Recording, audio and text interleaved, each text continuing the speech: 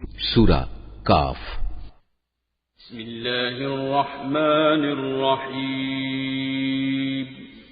রহমান রহিম আল্লাহ তাআলার নামে। কাফ। মর্যাদা সম্পন্ন কোরআনের শপথ। অবশ্যই আমি তোমাকে রাসূল করে পাঠিয়েছি। একথা অনুধাবন না করে বরং তারা বিস্ময় বোধ করে। তাদের নিজেদের মাঝ থেকে কি করে একজন সতর্ককারী নবী তাদের কাছে এলো। অতঃপর অবিশ্বাসীরা এও বলে, এ তো আসলে একটা আশ্চর্যজনক ব্যাপার। এটা কি এমন যে আমরা যখন মরে যাব এবং আমরা যখন মাটি হয়ে যাব তখন পুনরায় আমাদের জীবন দান করা হবে? এ তো সত্যি এক সুদূর পরাহত ব্যাপার। আমি তো এও জানি মৃত্যুর পর তাদের দেহ থেকে কতটুকু অংশ জমিন বিনষ্ট করে, আর আমার কাছে একটি গ্রন্থ আছে যেখানে সব বিবরণ সংরক্ষিত রয়েছে।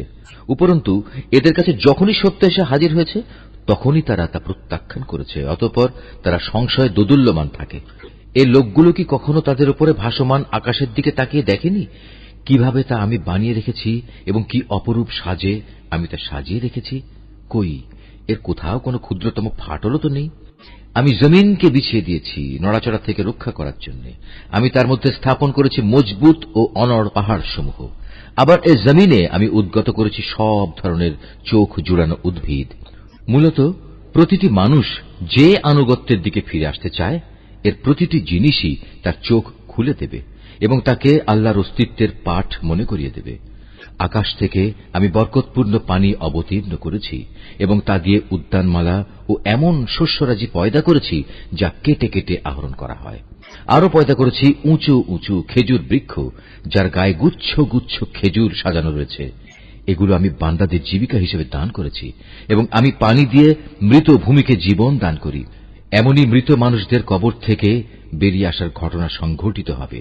এর আগেও নুহের জাতি, রসের অধিবাসী ও সামুদ জাতির লোকেরা তাদের নবীদের অস্বীকার করেছে। অস্বীকার করেছে আদ, ফেরাউন ও লুতের সম্প্রদায়ও। বনের অধিবাসী এবং তুব্বা সম্প্রদায়ের লোকেরাও তাই করেছে। এরা সবাই আল্লাহর রসুলদের মিথ্যাবাদী বলেছে। অতঃপর তাদের উপর আমার প্রতিশ্রুত আযাব আপতিত হয়েছে। আমি কি মানুষদের প্রথমবার সৃষ্টি করতে গিয়ে এতই ক্লান্ত হয়ে পড়েছি যে এরা আমার পুনরায় সৃষ্টি করার কাজে সন্দেহ পোষণ করছে? নিঃসন্দেহে আমি মানুষদের সৃষ্টি করেছি। তার মনের কোণে যে খারাপ চিন্তা উদয় হয় সে সম্পর্কেও আমি জ্ঞাত আছি, কারণ আমি তার ঘাড়ের রগ থেকেও তার অনেক কাছে অবস্থান করি। এই সরাসরি জ্ঞান ছাড়াও সেখানে আরো দুজন ফেরেশতা, একজন তার ডানে আর একজন তার বামে বসে তার প্রতিটি তৎপরতা সংরক্ষণ করার কাজে নিয়োজিত আছে। ক্ষুদ্র একটি শব্দও সে উচ্চারণ করে না, যা সংরক্ষণ করার জন্য একজন সদা সতর্ক প্রহরী তার পাশে নিয়োজিত থাকে না। মৃত্যু যন্ত্রণার মুহূর্তটি সত্যিই এসে হাজির হবে। তখন তাকে বলা হবে, ওহে নির্বোধ, এ হচ্ছে সে মুহূর্তটা যা থেকে তুমি পালিয়ে বেড়াতে। অতঃপর সবাইকে একত্রিত করার জন্য শিঙায় ফুঁ দেয়া হবে। তখন তাদের বলা হবে, এ হচ্ছে সেই শাস্তির দিন যার কথা তোমাদের বলা হয়েছিল। সেদিন প্রতিটি মানুষ আল্লাহর আদালতে এমন ভাবে হাজির হবে যে তাকে হাঁকিয়ে নিয়ে যাবার জন্য সাথে একজন ফেরেশতা থাকবে।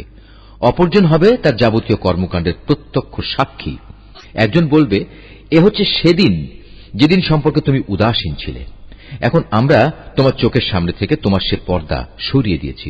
অতএব আজ তোমার দৃষ্টিশক্তি হবে অত্যন্ত প্রখর। সব কিছুই এখন তুমি দেখতে পাবে।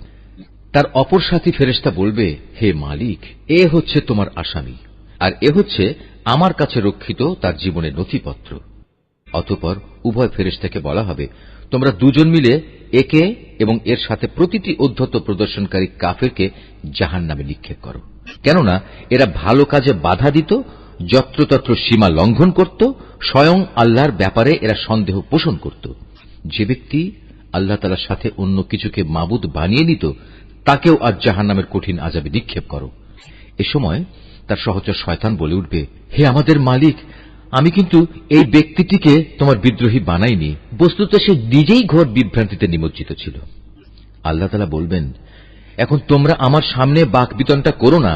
আমি তো আগেই তোমাদের অধ্যকার আযাব সম্পর্কে সতর্ক করে দিয়েছিলাম। আমার এখানে কোনো কথারই রদ বদল হয় না। আমি বান্দাদের ব্যাপারে অবিচারকও নই যে সতর্ক না করেই তাদের আযাব দেব।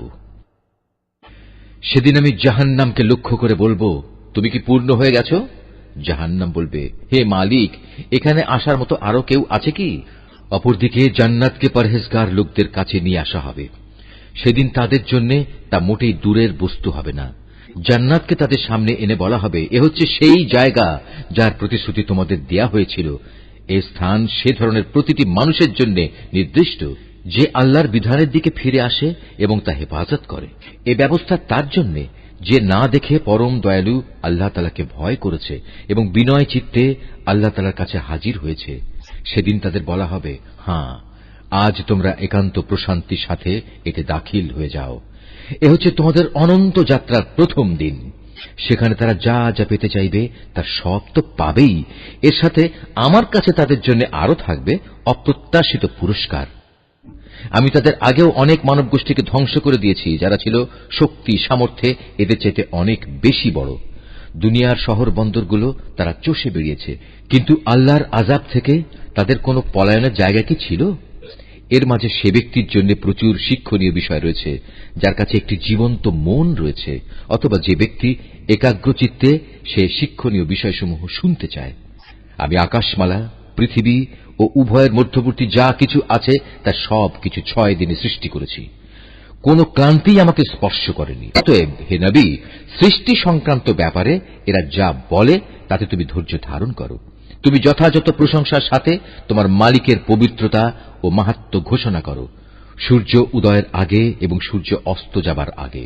রাতের একাংশেও তার পবিত্রতা ও মহিমা ঘোষণা করো এবং সাজদা আদায়ের কাজ শেষ করে পুনরায় তাঁর তসবিহ পাঠ করো।